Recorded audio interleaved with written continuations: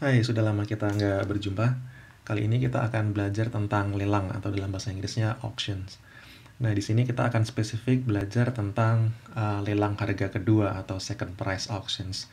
Artinya ini lelang di mana kalau kita menang, kita harus membayar dengan harga tertinggi kedua gitu. Jadi misalnya ini di eBay ini yang paling umum. Jadi misalkan ada 100 orang penawar, kemudian harga tawaran tertinggi yang diajukan untuk membeli sebuah barang itu misalkan $100, sementara tertinggi keduanya $90, maka si pemenangnya yang menawar $100 tadi, dia akan harus membayar sebesar tertinggi kedua, jadi bukan $100 tapi $90. Nah, dalam eBay contohnya seperti ini. Misalkan ada orang yang mencoba menjual mobil Ferrari di sini contohnya. Di sini dia memberi rentang waktu beberapa hari. Di contoh ini lelang akan selesai dalam 1 hari misalnya. Nah, di sini kita lihat ada beberapa puluh orang yang mengajukan tawaran gitu kan, di mana tawaran tertinggi pada saat itu adalah sebesar 95.000 Australian dollar.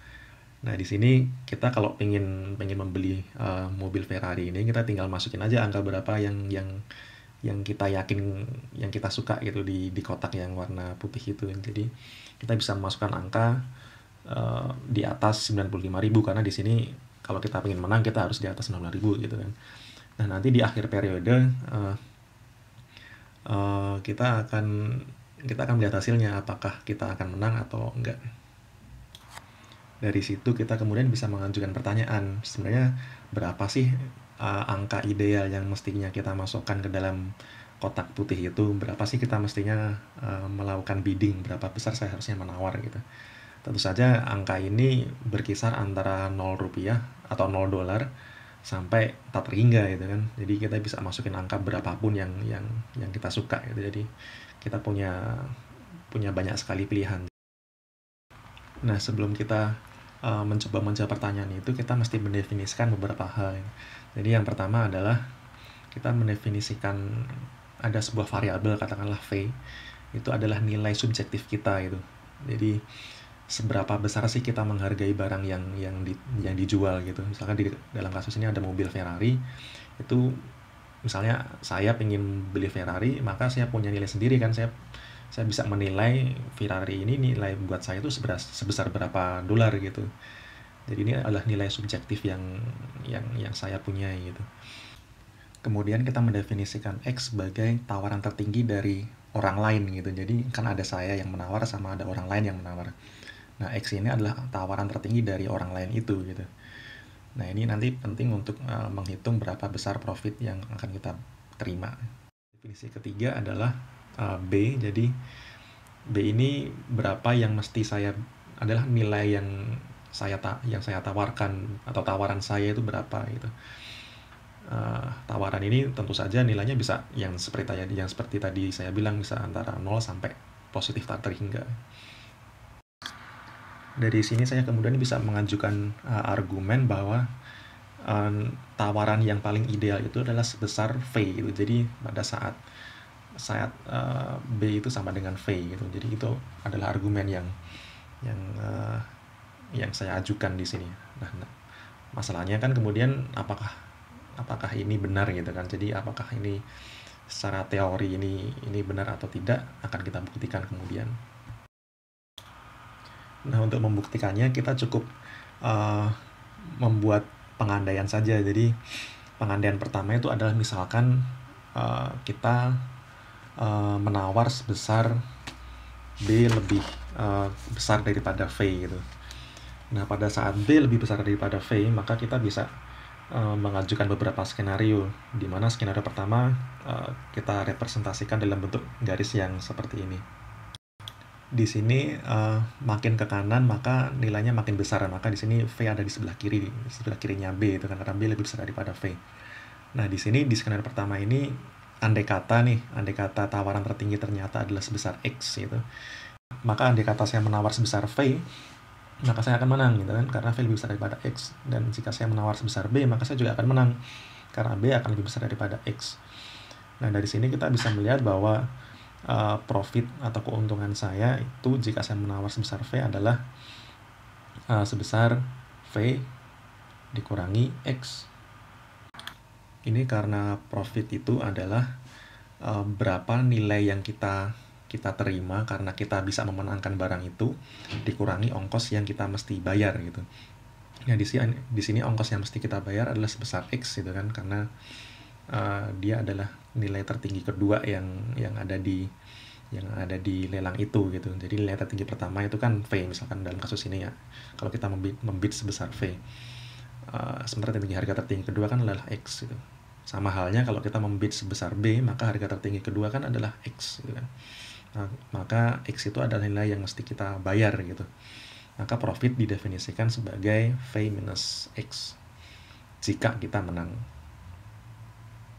Kita kemudian bisa maju ke skenario kedua di mana X atau nilai akhir dari lelang itu ternyata sama dengan value yang kita, subjective value yang kita punya itu.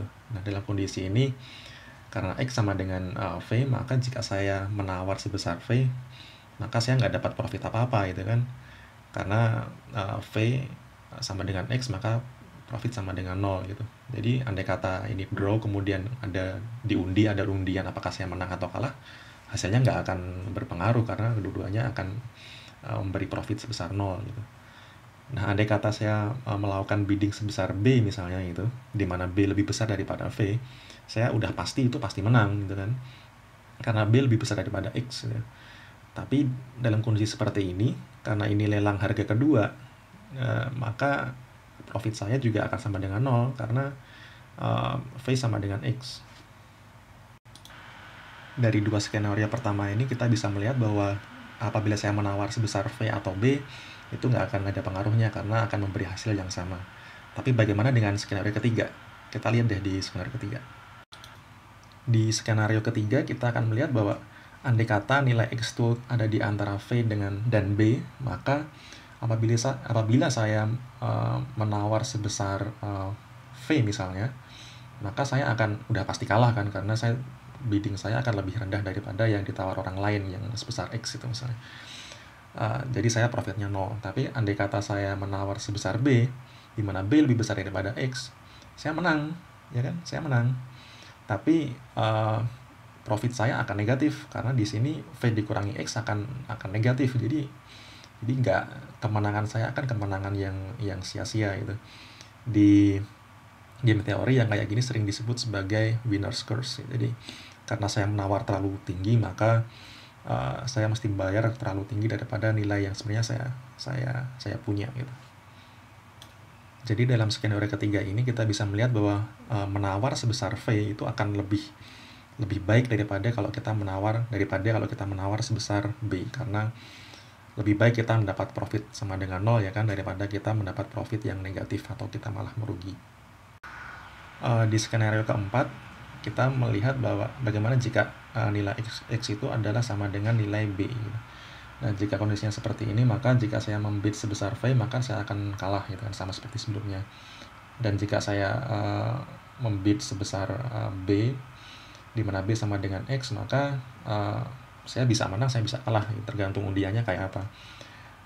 Andai kata saya kalah, maka saya akan mendapat profit sama dengan 0 gitu kan, sama aja ya. Tapi kalau kita menang, maka kita mendapatkan profit yang negatif sama seperti sebelumnya. Jadi ada kemungkinan kita merugi kalau kita menang di sini. Jadi lagi-lagi di sini memilih V itu opsi yang lebih baik. Kemudian untuk melengkapi pembuktian kita, maka kita lihat di skenario kelima di mana X lebih besar dari V maupun B. Di sini udah jelas kalau memilih V atau B itu sama aja karena dua-duanya akan kalah.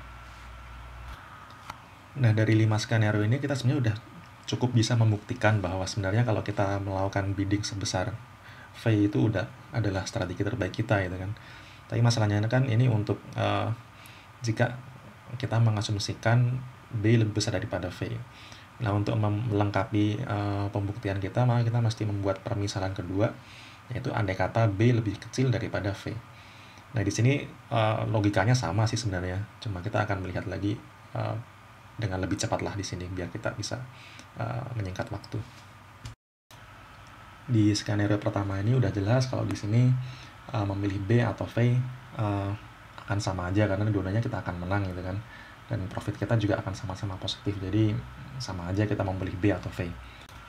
Nah, di skenario yang kedua ini apabila kita membid sebesar B, maka ada kemungkinan kita menang gitu kan, dan andai kata kita menang maka profitnya sebesar akan positif ya.